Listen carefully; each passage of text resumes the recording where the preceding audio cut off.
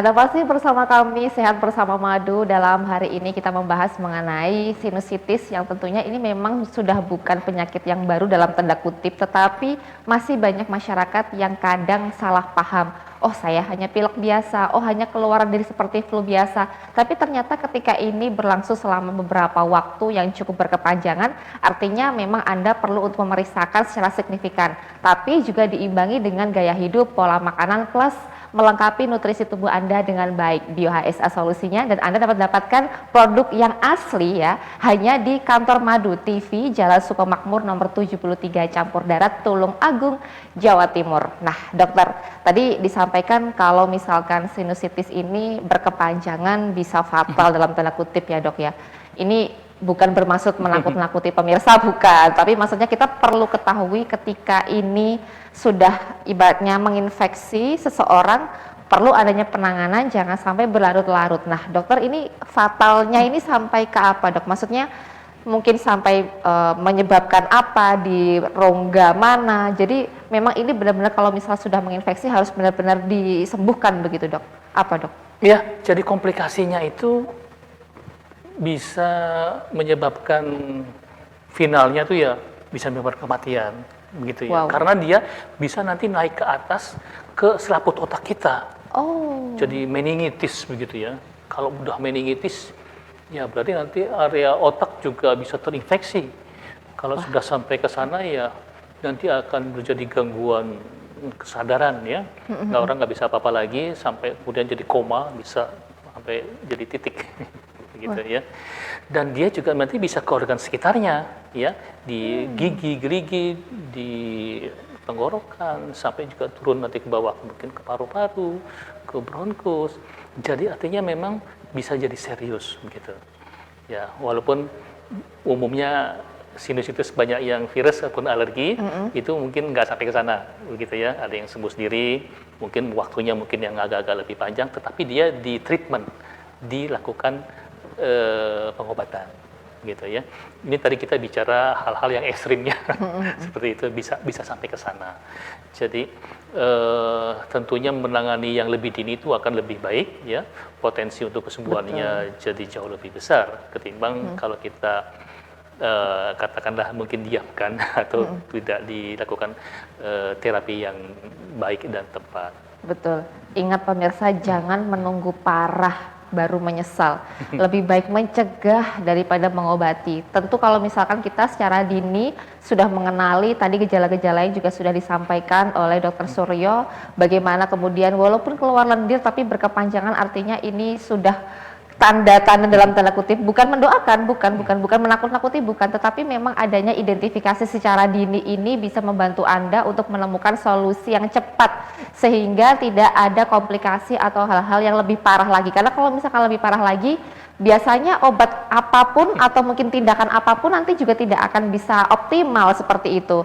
Nah, dokter, apakah ada semacam rentang usia tertentu yang mendominasi, yang dalam tanda kutip memang rentan untuk terkena sinusitis ini, Dok?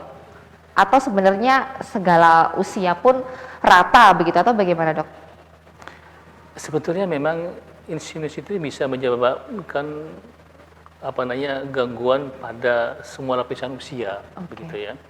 Pada prinsipnya sebanyak apa atau sesering apa seseorang terpapar terhadap kemungkinan penyebab dari sinusitis ini sendiri, itu yang menentukan seseorang kemudian menderita sinusitis atau tidak, begitu ya. Jadi ada beberapa kondisi-kondisi yang perlu diperhatikan, misalnya kita perlu menjauhi asap rokok, ya, baik menjadi perokok aktif maupun yang pasif, ya.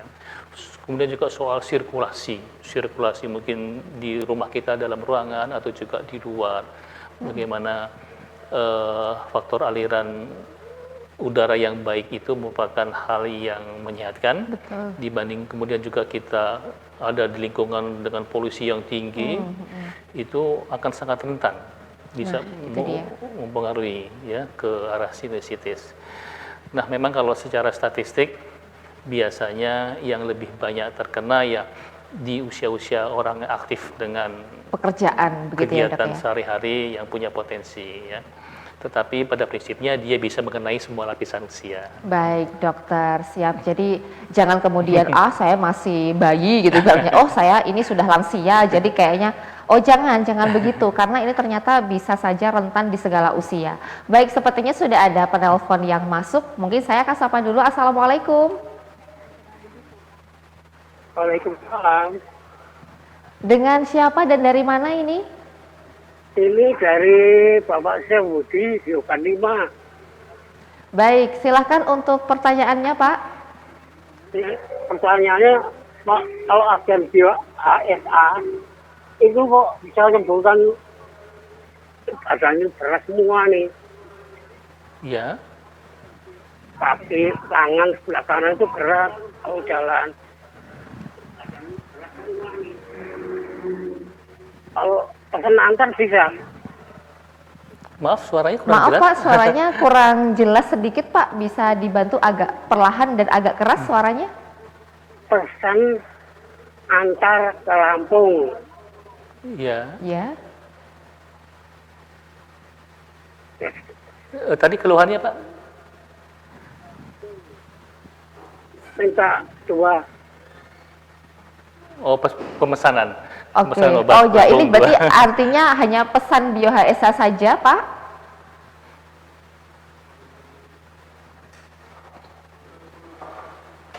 Oke, sempat terputus. Mungkin tadi maksudnya ingin memesan Bio HSA Iya. karena mungkin beliau ada keluhan kesehatan. Tapi tenang saja Pak, pasti nanti tim dari Madu TV juga akan merekap data Bapak, nanti akan ditindaklanjuti dan produknya mungkin akan dikirim atau misalkan Bapak tinggal di area terdekat dengan agen kami, nanti pasti akan langsung disambungkan sehingga Bapak bisa mendapatkan begitu ya. Baik, ada penelpon masuk lagi, saya akan menyapa kembali. Assalamualaikum. Waalaikumsalam. Selamat siang. Ya. Ya, ini dari mana dan namanya siapa ini Bapak? Namanya Pak Sangkuni dari Surabaya, Mbak. Oh iya, dari Surabaya. Untuk pertanyaannya Ya. silahkan. Ini mau tanya, itu kan saya punya darah tinggi ya toh. Ya. Nah, itu kalau itu obatnya apa? Kalau itu pesannya di mana? Seperti itu. Oke. Sampai berapa tekanan darahnya Pak? Kanan darahnya sampai 160. 160. Di bawahnya? Pernya berapa Pak? Per ini, per 108. 160 per 108. Untuk aktivitas Ya. sehari-harinya apa Pak? Tidur, Mbak, sama ini apa ya, depan komputer gitu lah, Mbak. Hmm. Oke. Maaf, usia berapa Bapak? Usianya 30. 30. Baik. Ya. Sudah cukup atau ada lagi? Itu nanti minta itu aja solusinya gimana, pesannya di mana gitu aja. Siap-siap. Terima kasih nih jauh-jauh dari Surabaya. Surabaya. Ini Ya. pekerjaannya sehari-hari di depan komputer begitu, usianya 30 dan mungkin pemirsa juga ada yang merasakan hal yang serupa, darah tinggi begitu ya. Solusinya Dok, mungkin ada yang bisa disampaikan. Monggo. Ya, memang di usia 30 dengan tekanan darah 160 per 108 itu memang sudah termasuk tinggi ya, di atas normal. Dan memang harus dilakukan upaya-upaya untuk mengendalikannya karena kecenderungannya usia semakin meningkat nanti tekanan darah pun akan meningkat begitu ya. Kalau sekarang dalam kondisi yang masih lebih muda begitu, daya tahan kita itu baik, prima, jadi mungkin tidak menimbulkan gejala-gejala yang lebih serius. Tetapi tadi ya, beriring dengan meningkatnya usia itu akan berubah gitu ya, dan potensinya memang bisa menjadikan gangguan kesehatan yang serius. Secara umum Bapak nanti upayakan ya mengenai input makan dan minumnya, itu upayakan yang mengandung garam atau yang asin-asin itu dikurangi. Karena garam itu nanti sifatnya bisa menahan cairan di tubuh sehingga nanti jantungnya kerjanya akan lebih berat. Kemudian juga makan makanan yang banyak mengandung katakanlah lemak-lemak, gaji-gaji, goreng-gorengan mungkin perlu dikurangi ya. Demikian juga gula yang tinggi ya. Perbanyak makanan yang banyak mengandung serat dan juga vitamin-vitamin. Ya. Jadi dalam hal ini buah-buah dan sayur-sayuran. Itu jadi porsinya Dibanyakin. ya. Kemudian juga minum air putihnya ya perlu dicukupkan. Ya. Rata-rata ya bisa dikatakan antara 1,5 sampai 2 liter per hari ya. Tapi upayakan air putih. Ya. Kalau yang lebih bagus lagi air putih hangat. Itu menjadi ideal. Kemudian di sisi lain olahraga perlu diteraturkan, Pak. Walaupun ringan ya, jalan kaki atau jogging atau mungkin goes, sepedahan gitu ya. Katakanlah setengah jam per hari ya, seminggu itu minimal 5 kali. Dengan begitu nanti pengendalian tekanan darah juga akan jadi lebih baik. Kalau sayur-sayur buah-buahan, mungkin keluarga terong-terongan ya, itu sangat bagus ya. Waluh, terong, timun, seledri sangat bagus sekali ya. Walaupun secara keseluruhan buah dan sayur itu bagus. Ya. Dan juga nah ini mengkonsumsi banyak ekstrak buah dan sayur. Nah, itu dia. Seperti yang produk yang kita obrolkan itu terbukti bisa sangat membantu untuk meregulasi tekanan darah. Ya, lakukan itu secara teratur ya, katakanlah minum 3-5 tetes 3 kali sehari sambil tadi mohon diterapkan pola hidup dan juga pola makan yang sehat ya. Pikiran juga jangan diabaikan. Gitu. Jangan diabaikan. Sebisa mungkin hal-hal yang negatif, marah-marah, sedih, kecewa segala macam diminimalisir. Ganti dengan sugesti-sugesti yang positif gitu ya. Nah, itu dia. Katakan pada diri sendiri, saya sudah sembuh total. Tapi saya sudah normal, semua organ saya berfungsi dengan baik, hari ke hari saya makin sehat, Tuhan sayang dengan saya, hal-hal seperti itu ya nanti bisa dikembangkan begitu ya. Intinya orang harus lebih gembira ya, bersyukur, ikhlas, itu hal-hal yang positif. Biasanya dengan menerapkan hal itu, dengan tadi ya kebiasaan-kebiasaan yang sehat, tensinya bisa insya Allah di kisaran yang normal.